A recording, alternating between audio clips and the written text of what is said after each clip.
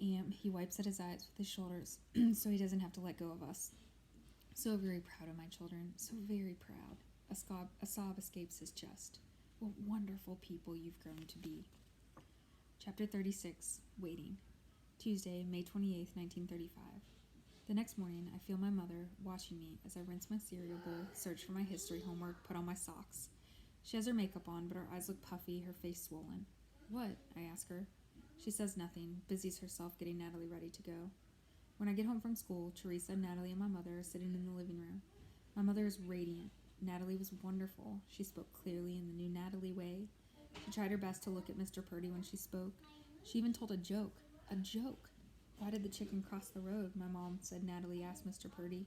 Well, I don't know, Natalie, Mr. Purdy had said. Because one of his buttons rolled to the other side, Natalie said. Okay, it wasn't funny, but still.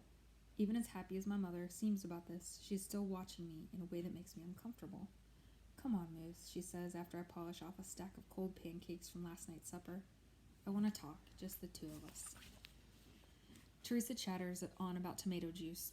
Natalie seems to be listening. I even see her look up at Teresa once or twice. Teresa has a real instinct for what Natalie will find fascinating. Who's going to watch Natalie? I ask. Though really what I'm wondering is what my mom wants to talk about. I don't have talks with my mom, only with my dad. Me, of course, Teresa says. My mom nods. She smiles at Teresa, but not at me. It's almost as if she doesn't want to look at me. We walk down the stairs to the dock. She fiddles with the button on her sweater. I'm sorry about last night, she says. What do I say to this? Nothing. I say nothing. I'm too angry to make this easy for her. She looks across the water to Berkeley. I didn't like it. I didn't like what you said. She shakes her head. She dragged me all the way out here to say that? This has to be the biggest understatement in the world. You didn't care that it made me mad, my mom says in a quiet tone of voice. You didn't care that it upset your father. You didn't care that it was right before Natalie's interview. You didn't care about anything. I have never been so furious with anyone in all my born days.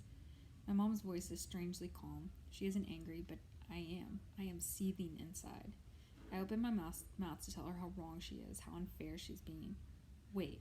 She holds her finger to her lip. Let me finish. But I see how much you care about Natalie. That's the part that didn't make sense. All night I tossed and turned. I kept asking, why? Moose of all people, why did he say this? Why? And you know what? I could only come up with one answer. You did it because you believed in your heart it was the right thing to do. You were doing what you thought would help your sister. She stops. Tears spill down her face.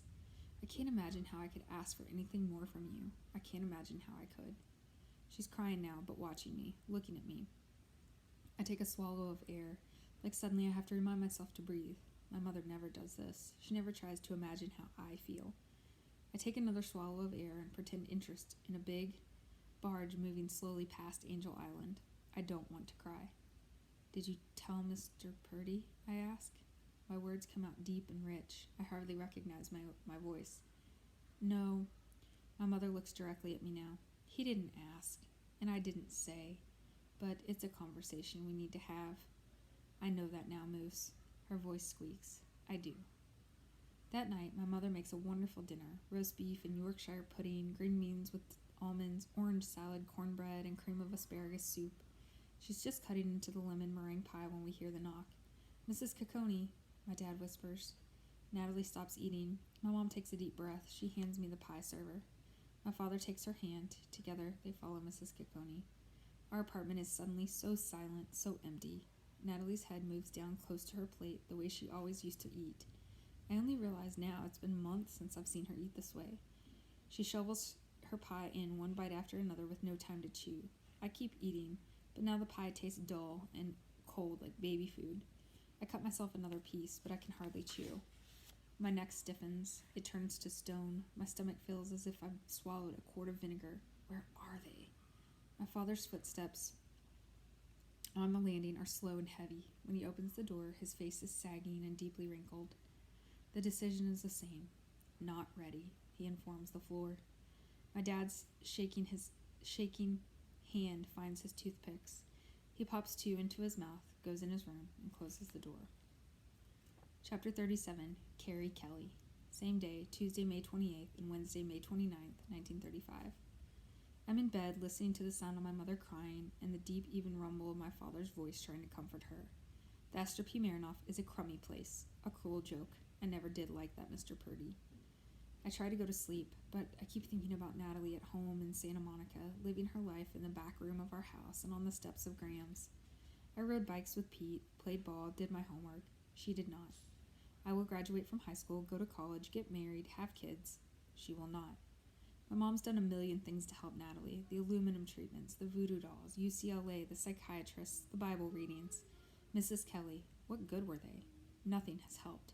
But suddenly I see this isn't true. One thing has helped. Carrie Kelly. Natalie has been more a part of things here on this island than she ever has before. She's had a life here for the first time. Maybe just a little bit of a life, but a life just the same.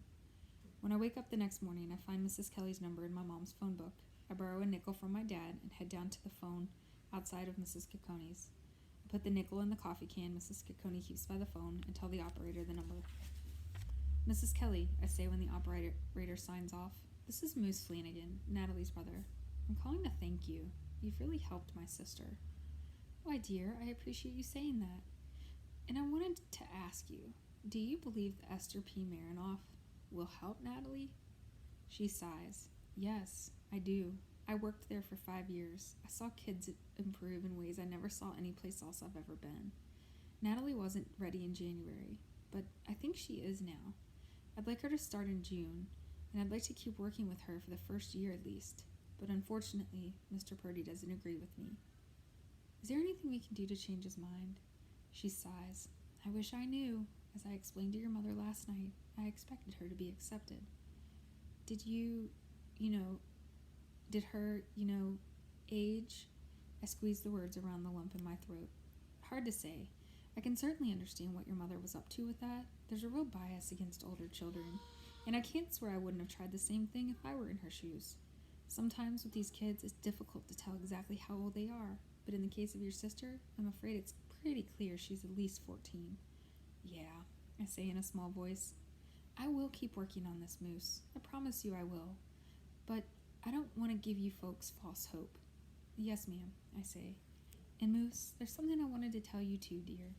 When Natalie and I are working together and I see I'm starting to lose her, I always say, what do you think Moose is doing right now? And lately she's been able to stay with me. She talks about you at school or playing catch or talking with Teresa, and she's able to keep herself with me that way. I thought you might like to know how important you are to her. Yes, ma'am. I wipe the tears off my face. I'm sorry I can't do more. You have no idea how sorry I am. When I hang up the phone, I know I have to do something. Have to. I have no idea what. I wonder if this is how my mother feels, how she has always felt. Now I understand. When you love someone, you have to try things, even if they don't make sense to anyone else. After breakfast, I march up the hill to the warden's house. I don't know why I'm going there, except he's the most powerful person I know. If anyone can change this, he can. But the closer I get to the warden's house, the slower my feet go. The warden will be at work in the cell house. If I want to talk to him, I'll have to knock on that door. I stare at the big steel cell house door, unable to move forward or back. My heart beats in my eyes, in my ear, and my hands are ice cold.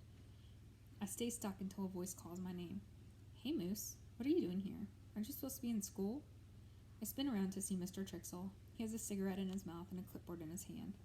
Sorry, Moose, didn't mean to scare you. What's up? My mind is whirling. What am I doing? What am I doing? Moose, Officer Trixel asks. I need to talk to Warden Williams, I say. Can it wait until tonight, son? Officer Trixel takes a drag from his cigarette. No, I mutter. Yes, you mean no? Which is it? He smiles kindly. No, I say.